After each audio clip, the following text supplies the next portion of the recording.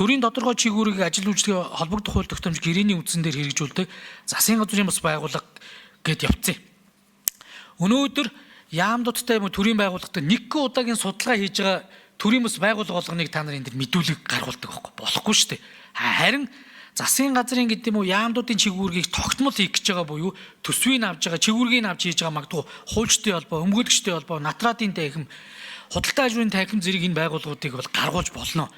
Нэгэн удаа төрд нэг хуулийн жижигхэн судалгаа хийгээд тооцоо судалгаа хийгээд өгөнгүүт энийг ингээд ахаар ерөөсөө энэ чинь хяндаг нийтийн альбом тушаалтан биш байхгүй.